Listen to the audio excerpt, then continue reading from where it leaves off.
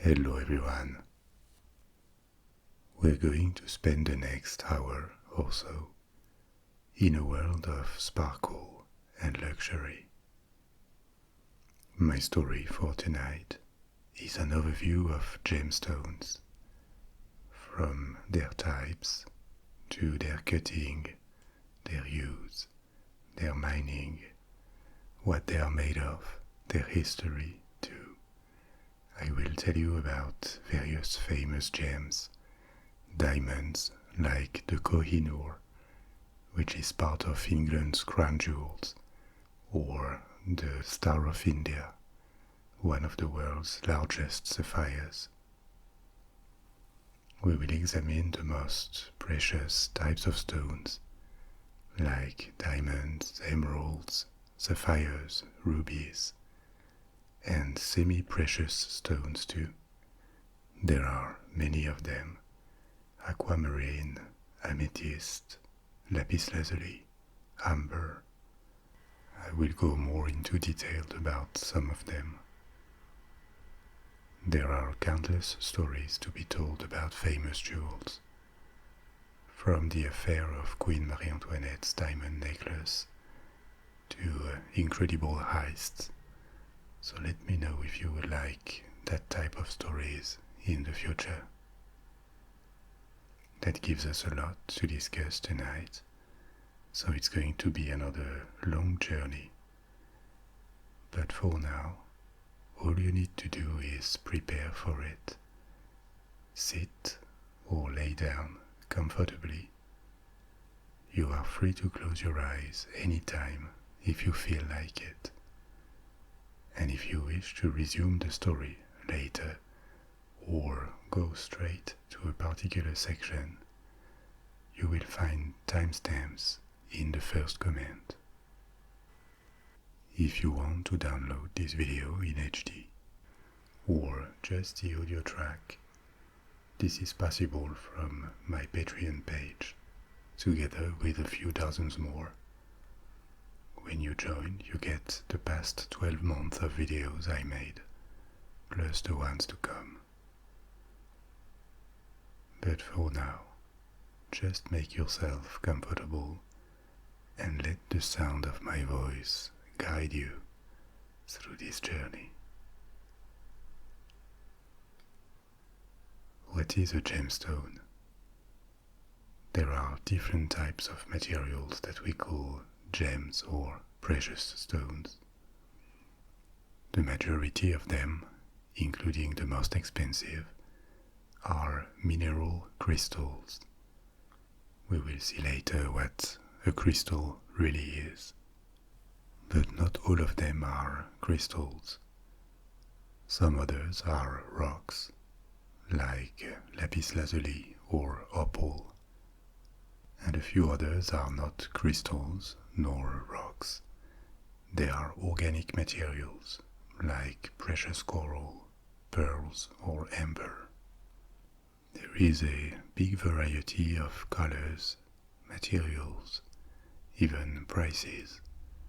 Some semi-precious stones or materials are relatively affordable, like amethyst, and others are tremendously expensive because of their purity, their rarity, or their size. The one type of precious stone that has become a symbol of wealth and perfection in the West is diamond. And some extraordinary diamonds take even more value because they have a history that makes them unique in the world.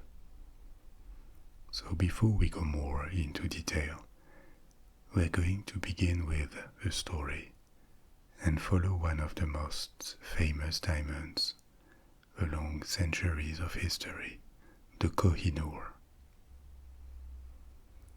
The Kohinoor is on display at the Tower of London, and it is one of the most famous pieces in the British crown jewels. But it became British only in the 19th century, when it was ceded to young Queen Victoria. It already had centuries of history before, and it was already famous before arriving in England.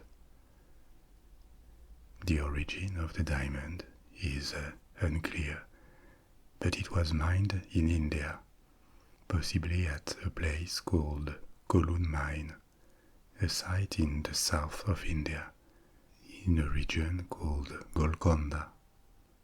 Maybe you heard about this name, Golconda. It's a name associated to extraordinary diamonds, and until the end of the 19th century, it was the primary source of the finest and largest diamonds in the world. In the 16th and 17th centuries, there was a dynasty, the Qutb Shahi, that dominated the southern tip of India. And during this period, the Golconda diamonds that were under the dynasty's control were brought to Hyderabad to be evaluated, cut, polished, and sold. Some of these diamonds ended up traveling to other corners of the world.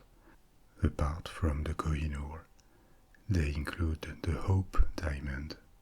It is a blue diamond currently at the Smithsonian in the United States, and it acquired a reputation for being cursed. There is also the Dresden Green, a green diamond that also traveled from India to the hands of a Dutch merchant. It was then sold to the King of Poland, and it ended in Saxony in Germany. Another one is the Regent. The Regent is a remain of the French crown jewels and is currently on display at the Louvre Museum. It is said to be the purest in the world among large diamonds. The Kohinoor was found sometime between the 12th and the 17th centuries. It is impossible to be more precise because records lack. What we know is that the diamond was in possession of the rulers of the Mughal Empire in India in the 16th century. The Mughal Empire was a large state founded at the beginning of the 16th century that controlled much of modern India and Pakistan, and its founder acquired the diamond as a tribute, a spoil of war, for his conquests. And back then the diamond would have been much bigger than today.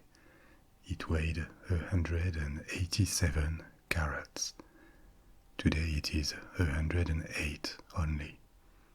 A carat is a measure of the weight of precious gemstones.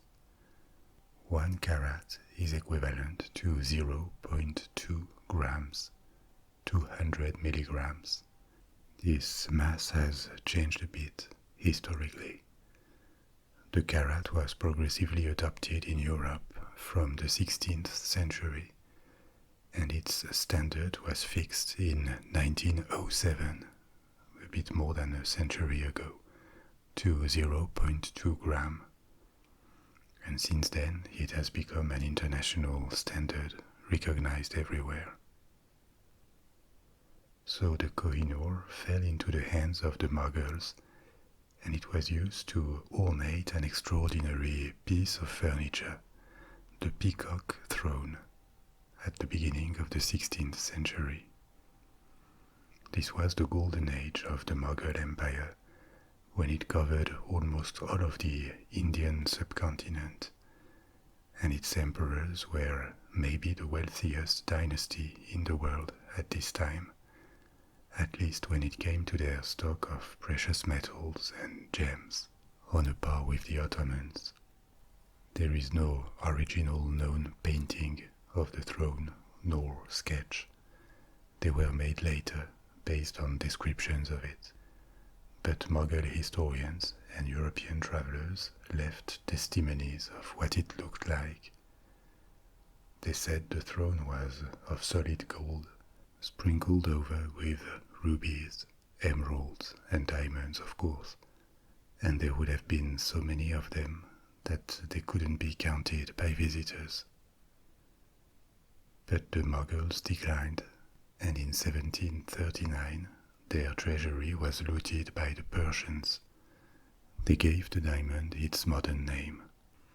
The Shah, the Emperor of Persia, would have said Koh-i-Noor, which means mountain of light in Farsi, when he put his hands on the diamond, and the name stayed. But the Kohinoor didn't stay long in Persian hands. The Persian Empire collapsed too in 1747, and the diamond passed to the rulers of Afghanistan before returning to India, where it became the possession of the founder of the Sikh Empire in 1813. It stayed in its capital, Lahore, for 36 years, until it was ceded by treaty to the Queen of England, Queen Victoria. The diamond was, in fact, a tribute, a spoil of war after the British defeated the Sikh Empire and annexed it. So once again, the Koh-i-Noor changed hands as a result of a conquest. At this point, its size was still almost twice bigger than today, and the diamond was not entirely cut and polished. To give it more symmetry and eliminate imperfections, it was recut in 1852 in London, and its size dropped from 187 to 108 carats. Not everyone was happy with this huge reduction in size, but actually it probably increased its value. The size is one factor in the value of a gem, but only among others. Its purity is at least as important. Its cut, which determines its sparkle, its color, matters too. Everything counts. By making it purer, because flaws were removed, and more symmetrical, the new cut also changed the status of this diamond, and most experts actually agreed that the job had been well done. The diamond was now a personal possession of Victoria, and she wore it mounted on a brooch and a circlet. But over the years she became uneasy with wearing this diamond because of how it had been acquired. It was a spoil of war. In letters she confessed she felt bad about how it had been obtained. There had been a treaty to legalize the acquisition, but a treaty imposed to the vanquished for a gemstone that had nothing to do with territorial or trade conflicts. So it was a form of legalized looting, in fact. So she disliked more and more wearing this diamond, not just for moral reasons, but for diplomatic ones too. The British did not eliminate Maharajas and generally the political structures in India. They used them to control it, and Victoria became Empress of India. Displaying war trophies was not a very smart move diplomatically when you need to gain support from the Indian ruling class, which is why she disliked wearing it, however prestigious the diamond was. But not to the point of giving it back, though, and after her death it became one of the crown jewels. It was mounted on the crowns of several queens, the wives of Edward VII, George V, and finally the Queen Mother's crown in 1937. But what are diamonds like the Kohinoor made of, and why are they so precious? Diamonds are not made of a rare material at all. They are made of carbon, which is abundant in the Earth's crust and its atmosphere. They are exceptional because of the arrangement of carbon. atoms are arranged in a crystal structure called diamond cubic. So what is that? We often hear about crystals, but the meaning of the word is sometimes unclear. In chemistry, a crystal is a solid material with a particular arrangement of its components, atoms or molecules. Their arrangement is near perfect, in the sense that this arrangement, this structure, repeats itself over and over in the object.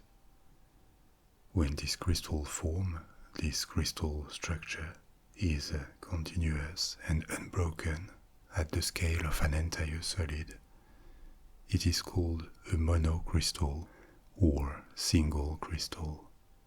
A monocrystal is what we call a crystal in everyday language. They have visual characteristics such as surfaces and angles that look geometric because there is so much recurrence of the microscopic structure that the entire solid also looks organized. If we are less scientific and more poetic, it is true that crystals look wonderful. They are objects entirely created by nature, with a structure that directly speaks to our sense of aesthetic and almost to our mind, because they are structured and they can be seen as an invitation to see a form of design in nature. Now, is it a pre-existing design, or is it just the human mind establishing connections with existing natural structures because we also belong to nature, or because nature dictates our mental structure? These are other questions that belong to metaphysics, but in any case, crystals are wonderful, and they are not limited to geology. Various atoms or molecules can take a crystalline form at the surface of the earth. Like water, snowflakes are crystals. So does sodium chloride, better known as table salt. When they are observed through a microscope, crystals have atoms in a near-perfect regular arrangement. Other materials have such a regular arrangement, but only on a small scale. Microscopically, they look like an agglomerate of tiny crystals, but the regular structure does not extend to a large scale, to a macro scale. In that case, they are called polycrystals, and this is a form of arrangement which is very common. Most metals, rocks, ice, ceramics, this kind of materials have a polycrystal structure, meaning that you find tiny crystals inside, but they don't look like one. And then there are other materials with a completely chaotic, random internal arrangement. These ones are called amorphous. They include glass or plastics. Ironically, a fake jewel made of glass or transparent plastic couldn't be further from a real one based on its internal arrangement. They may look the same at first sight, but their structure is completely different. In common language, there's also a precious kind of glass that is called crystal glass or lead crystal. It is used to make tableware or decorative objects generally, and it's a very pure material obtained through high precision techniques, replacing the calcium used in glass by lead. But in terms of chemistry, this is completely unrelated to crystals, and the internal structure of crystal glass is the opposite to a crystal. It is amorphous.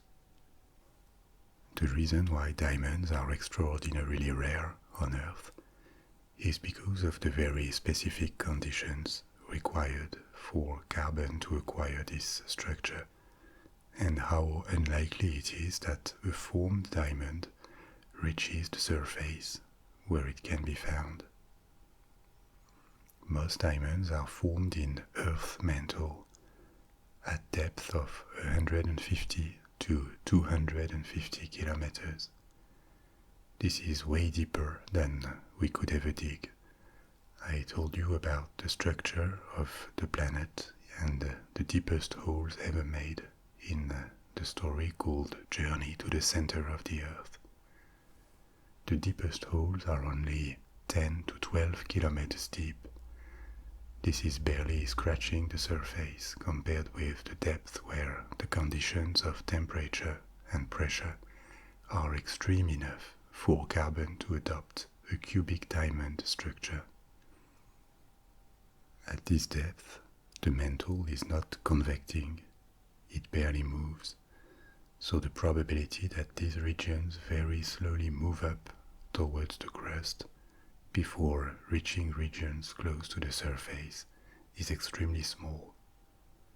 Diamonds can stay deep under our feet for billions of years, and only a tiny fraction of them will ever be accessible, at least with the kind of technical means we can imagine at this point.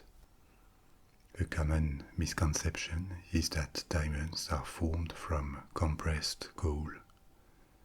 This could theoretically happen because coal is a rather pure form of carbon, but it doesn't really in nature.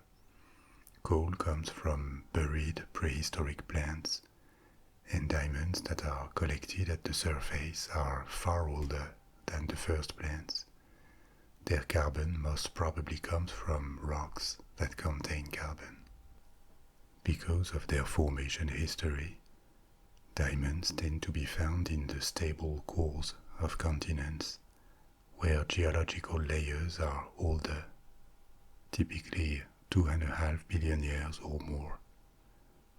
These regions are far from the edges of tectonic plates. This is why the most known diamond-rich regions in the world were found historically in the south of Africa or Russia, but there are exceptions to this rule, like in Australia, for example. Because of the particular structure it adopts, diamond has certain properties. It is very hard. It's actually the hardest of any natural material on Earth. Hard doesn't mean strong. The hardness of a material is its resistance to abrasion or scratches. Diamonds are highly resistant to this, and this is why they have industrial applications too. They can cut other materials like glass. It is lesser known, but they also have the highest thermal conductivity. It means they carry heat better than metals. The structure of diamond gives it a high dispersion of light too. It sends back light in every direction, and this gives it its distinctive fire. Before large mines appeared, the first diamonds were found on coastlines or in rivers. Their use as decorative items started several thousand years BC. Nowadays they have become the king of precious stones, but it was not always the case. In the Middle Ages, for example, other gemstones were more sought after, in Europe especially, and diamonds were just one precious stone among others. Rubies and sapphires were actually more popular back then. The extreme popularity of diamonds started only in the 20th century, when they became the go-to gemstone in engagement rings. The main factor behind the rise of diamonds was a company called De Beers from South Africa. De Beers still controls a large part of diamond mining and trade nowadays, and it was the first mining company to establish large-scale diamond mines in South Africa. They marketed diamonds starting in the 1930s, and they keep doing it today, as the most perfect gemstone and the one that should be used in engagement rings, creating a powerful symbolism around this crystal, especially in Western countries.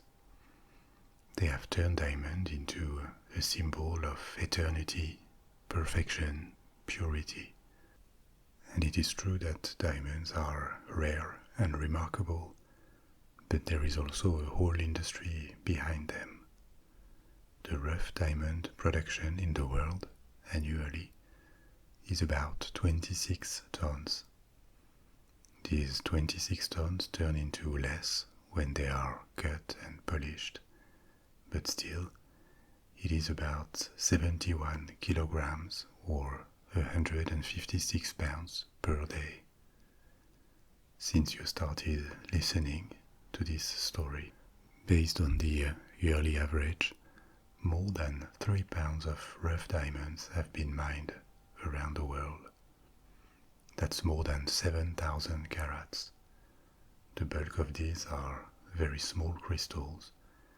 The majority has impurities too, and only a portion will end up having gemstone quality. But still, the price is obviously related to the rarity, but also the aesthetics and the marketing of diamonds, because other crystals that are lesser known and cheaper, like alexandrite for example, are even less common. It is just that they are not as appealing. Theoretically, a perfectly pure diamond is completely colorless. It looks white. Diamonds are almost never perfectly pure though, even when these impurities are almost undetectable. A common impurity is nitrogen. When there is enough of it, the tint becomes yellowish to brownish. It doesn't mean the diamond loses all value. It scores less on purity, but if the color is homogeneous in the cut gemstone, it gives it a particular identity. More rarely, diamonds can have a pink or blue coloration, and because these tints are exceptional, the more intense the color, the more expensive they tend to be. A famous pink diamond is the Koh-i-Noor, the Sea of Light, which was part of the Persian crown jewels. It weighs 182 carats. Much more could be said about diamonds, but since I was telling you that other gemstones like sapphire and rubies were more sought after by our ancestors, let's move to different types of gems. Sapphires are known for their deep blue color, and ruby for their intense red. But these two gemstones are actually almost the same thing, and sapphire can come in other tints as well. Like diamonds, these are crystals, but not carbon crystals. They are made of aluminium oxide, aluminium and oxygen, and they typically contain traces of iron and rare elements like titanium or chromium.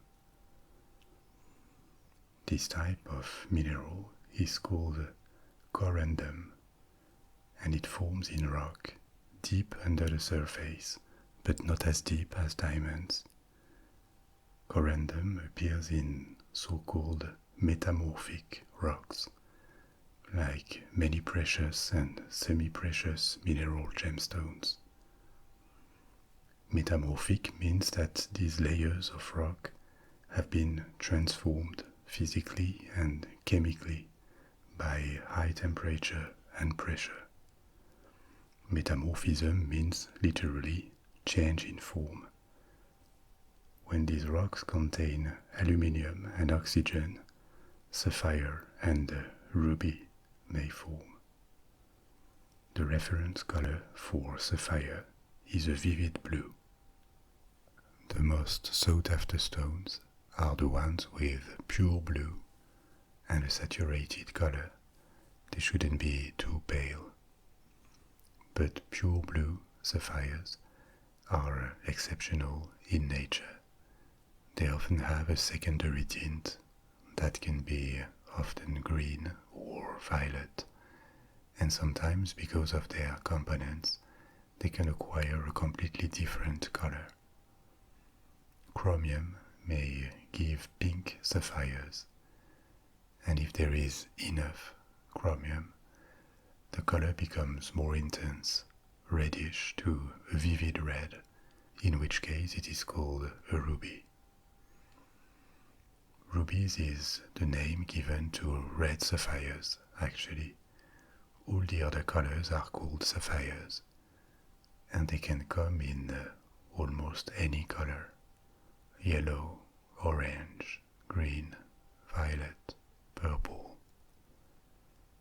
Sometimes they are colorless, in which case they are used as a substitute to diamond in jewelry. Rubies are often formed with a semi-precious stone called spinel, because they form in similar situations. If there is magnesium too, it combines with aluminium oxide and gives spinels. Another more common mineral often found with these two is peridot, which has an olive green color. The intensity depends on the quantity of iron. Interestingly, peridots could also arrive on Earth on meteorites. They formed in other parts of the solar system too, with the same elements. They contain magnesium, iron, and oxygen. Sapphires of gem quality can be found on every continent except Europe. The highest quality deposits are found in Kashmir, India, and Myanmar, Burma, Sri Lanka, Madagascar. But there are mines in other African countries too, in Colombia, China.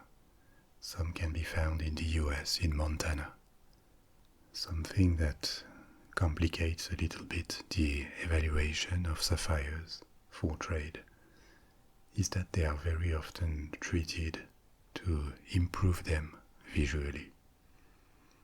The most common treatment is to heat them at high temperatures for several hours or even several days sometimes, because it makes their color more intense and it can eliminate a few inclusions. The treatment of sapphires is a very ancient practice. The Romans already did it. But it has taken massive proportions in the past few decades, and the majority of stones are now heated to improve their aspect. This is legal, but it should be disclosed to the buyers theoretically. In practice, it is not always disclosed.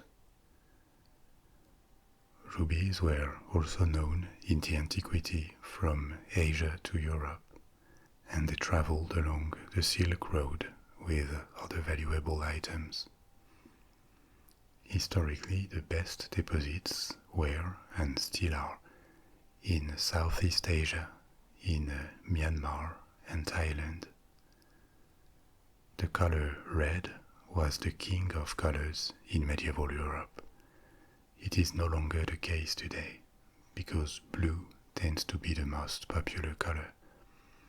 But this cultural change was progressive and is fairly recent. 1,000 or 500 years ago, the majority of Europeans had red as their favorite color. And rubies were particularly sought after.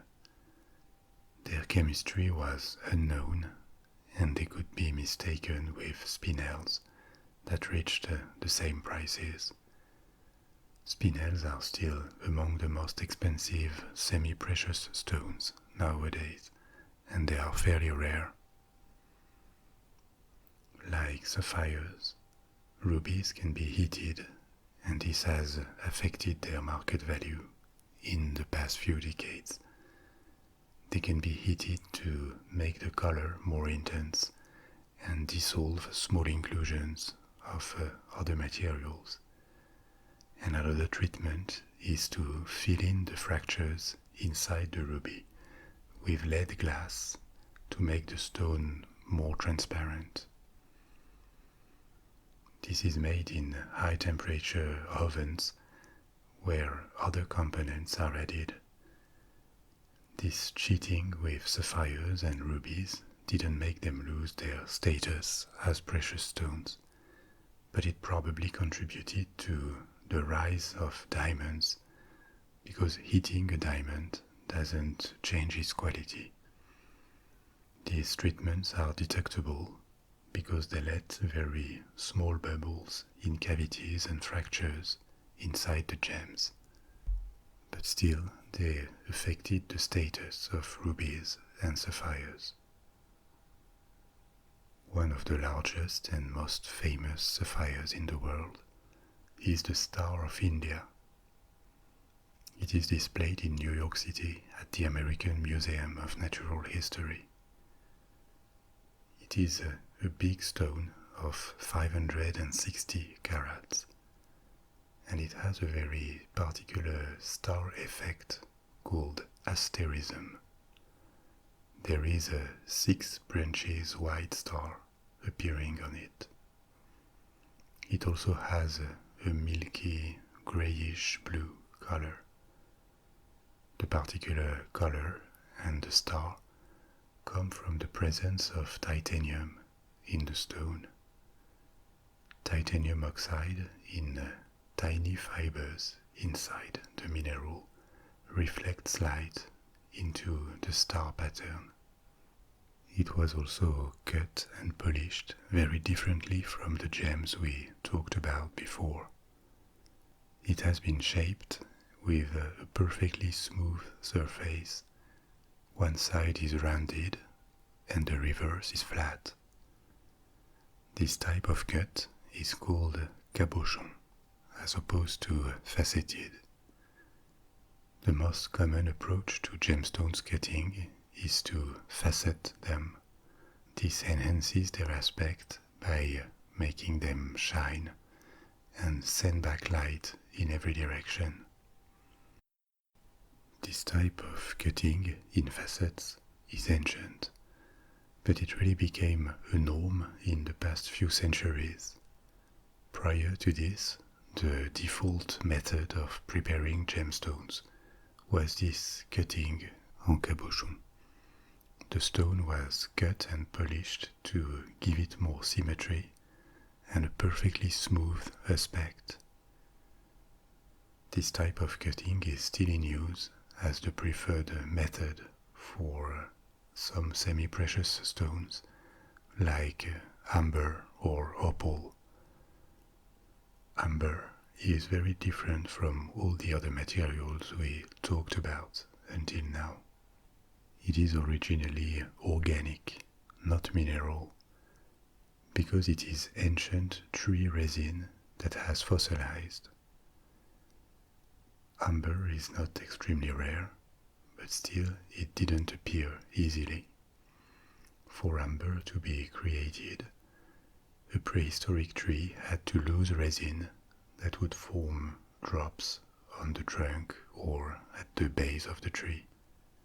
And then this resin had to resist decay. Most of the time it would break down due to exposure to sunlight, rain, temperature, bacteria or fungi. The resin had to be either resistant to these or be immediately protected from these forces, for example because of a sudden ground collapse.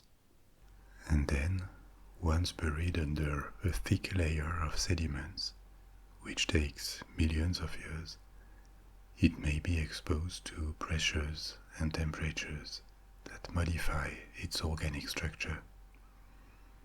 This process is called molecular polymerization. Amber remains an organic material, but now made of very large molecules, polymers, and its aspect is generally pale yellow to brown, almost black. The colors generally associated with amber being light to dark orange.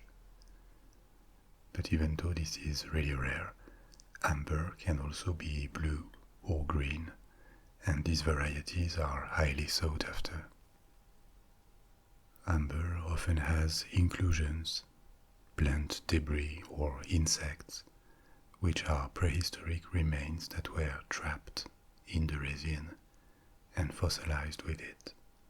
The most famous region of origin for amber since the antiquity is the Baltic Sea, and amber has been used in jewelry since then. If I make the story about famous historical jewels, I will also include a section about the Amber Room, an extraordinary chamber decorated in amber panels at the Summer Palace of the Czars near St. Petersburg. Another semi-precious stone, also prepared en cabochon, is Opal, which is the national gemstone of Australia, where it is fairly abundant. Opal, like amber, is amorphous. It is not a crystal, and it doesn't appear deep into the Earth's crust, but rather as an inclusion in many different types of rocks. It doesn't need high temperatures or pressures to form. Opal appears when silica, the main component of sand, combines with water. Precious opals are iridescent, and the most precious ones are black. Silicates make up about 90% of the Earth's crust, and they can combine to form many different semi-precious stones. I'll take one example, Lapis Lazuli. Lapis Lazuli is another metamorphic rock, meaning that it forms in the crust at high temperatures and pressures, which modify the structure of the material. The compound that gives it its distinctive blue color is lazurite, a mineral that combines silicate with various other elements like sulfur and chloride. The intense blue color comes from the presence of trisulfur, a combination of 3 atoms of sulfur in the crystal, which absorbs intensely the blue segment of light, and this makes lapis lazuli appear intensely blue. There are important deposits in Afghanistan and along the Andes, especially in Chile. It is also mined in Russia. The main region of origin in the antiquity was Afghanistan, and from there it was adopted in many different cultures, in Mesopotamia, in India several thousand years BC, in the Caucasus, and also in ancient Egypt, where lapis lazuli was a stone worthy of pharaohs. It was used a lot in the mask of Tutankhamun and probably many other Egyptian pharaohs. It was a bit forgotten in Europe until the end of the Middle Ages, but then it made a comeback, still from the mines in Afghanistan, and it became the most precious of pigments for painting. It was ground into a powder called ultramarine, and because of its price, it was used to paint the clothing of central figures by painters like Titian or Vermeer. It served especially to paint the clothing of the Virgin Mary in religious scenes, and this is one of the elements that changed the status of the color blue, that came to replace red as the most popular color. But maybe among semi-precious stones, the most crowded family is quartz. Quartz is a fairly abundant type of crystal. It is made of silicon and oxygen. There are many different varieties depending on small variations in composition that change the aspect, but they are all made of the same main components, and they appear as a result of a crystallization process inside the Earth's crust. So many semi-precious stones are in fact different varieties of quartz. Pure quartz, with nothing else, is transparent and colorless. It is not that frequent, and a lot of quartz is called milky.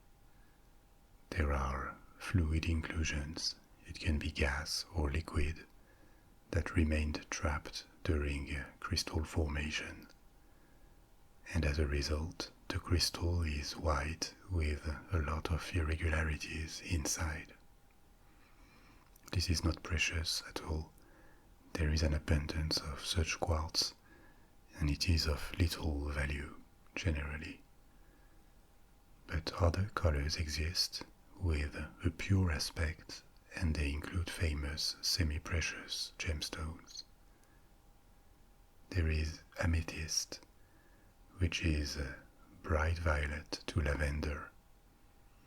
Amethyst appears as a result of the presence of iron in the area. Amethyst was actually extremely precious in the antiquity. To the Greeks, it was one of the cardinal gemstones, on a par with diamonds or rubies. But when huge deposits were discovered in Brazil after the exploration of the New World, the commercial value of amethyst dropped. Another example is citrine too, which also appears because of iron impurities, and it is yellow.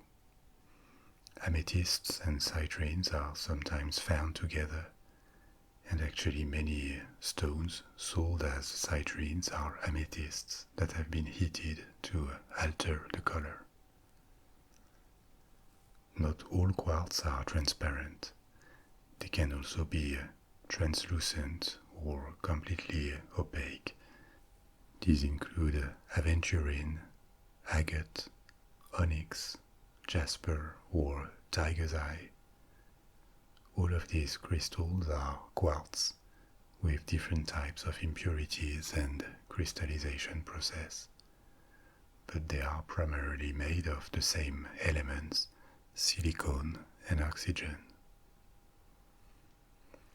I was telling you that by tradition there are 4 gemstones called precious stones. This is a status they acquired along the century due to their rarity and beauty. We already talked about diamonds, sapphires and rubies. One is missing, the green wonders, emeralds. And I will also tell you about aquamarines, because in terms of chemistry, they are almost the same thing. Emeralds are a kind of beryl, and beryl is another mineral that crystallizes with the same quite common elements we have already seen before, silicate and aluminium, plus another rare element called beryllium. Beryllium is a base chemical element. It is number 4 in the table of elements, but even though beryllium atoms are relatively simple, they are also rare in the universe and on Earth. Emeralds are beryls colored green, by a bit of chromium. A major source of emeralds in the antiquity was Egypt, where they were mined since the second millennium BC. There were other mines in Austria and India. The Romans knew and used a variety of gemstones, and emeralds were among the most important ones. Once they controlled Egypt in the 1st century BC, they exploited these mines on an industrial scale, and the Byzantine Empire continued until Egypt was conquered by the Arabs. Under Islamic rule, Egypt remained a major producer until the end of the Middle Ages. No mines remain today because Egyptian deposits went depleted, and Egypt and India were replaced by Colombia, where massive deposits were discovered by the Spanish. Colombia produces more than half of the world's emeralds nowadays, followed by Brazil, Zambia, Zimbabwe, and the US. The color is deep green. Some beryls are not green enough, and in that case they don't qualify as emeralds. They are called green beryls.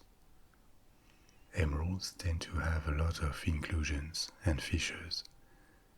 They are not as hard as other gemstones, and no emerald ever found could look perfect when magnified. Typically, diamonds are graded with a 10 times magnification, and on that scale, the visible flows determine their quality. Emeralds are graded by eye. If the stone has no visible flow, without magnification, it is considered of the best quality. To enhance their surface, where there are almost always little fissures, emeralds are oiled with an oil like cedar oil that is absorbed when the stone is heated, and the oil fills in the fissures. It gives the gem more clarity and regularity. It makes the cracks disappear or be attenuated. A traditional cut for emeralds is rectangular with facets around the top edge. A more frequent but still valuable form of beryl is called aquamarine. It has a pale blue color that comes from iron instead of chromium, and it is one of the most sought after semi-precious gems. Aquamarines can reach much bigger sizes than emeralds. The largest aquamarine of gem quality ever found comes from Brazil, where it was discovered in 1910. Uncut, it weighed over 110 kilograms, that's almost 250 pounds. The largest known cut aquamarine is in the US. It was cut in an obelisk shape, and it weighs 10,000 carats, 2 kilograms. The bigger Brazilian stone was full of imperfections, so it was broken into multiple smaller stones. There are more lesser used beryls used in jewels, such as morganite, which is pink, and heliodor, which ranges from pale yellow to gold. The countries in the world which have the richest deposits of gemstones of all kinds are Russia, Brazil, Colombia, the most important country for emeralds, Myanmar. Myanmar has a vast array of precious and semi-precious deposits, but it's particularly known for rubies. There's India and South Africa for diamonds, of course.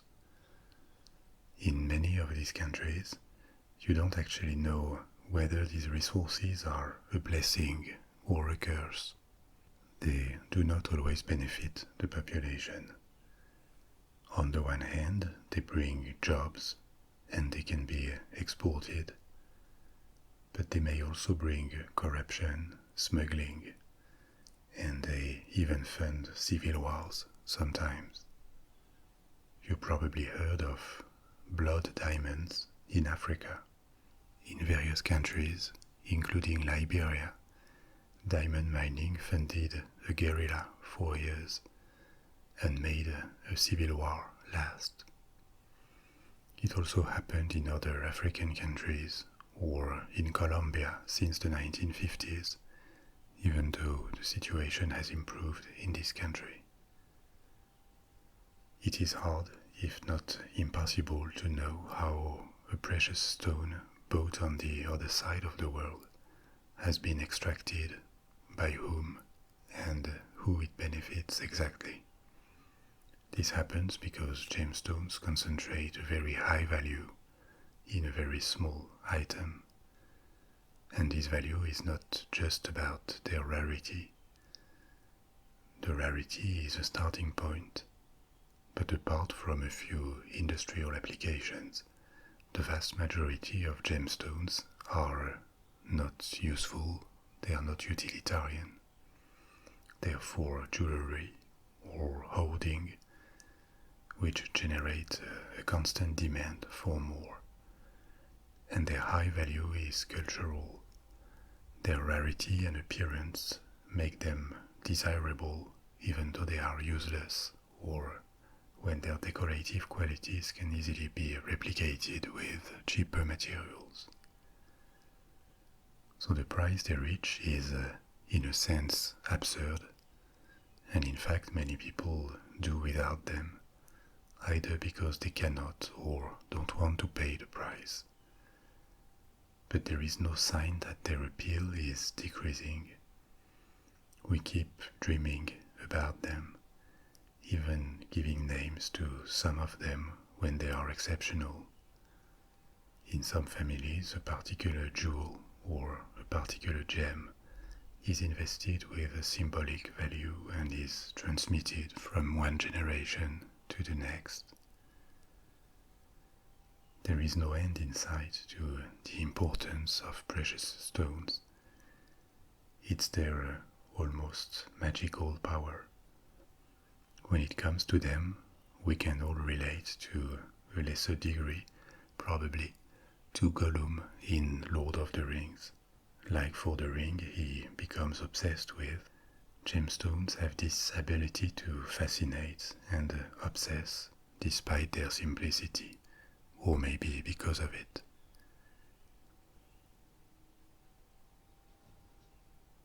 So we have reached the end of our story for tonight. I hope you enjoyed it and learned a few things. And as I said at the beginning, if you would like to hear about other gemstones related stories, just let me know in the comments. You can now let go and fall asleep. You will wake up refreshed and confident, and I'll talk to you soon for another story.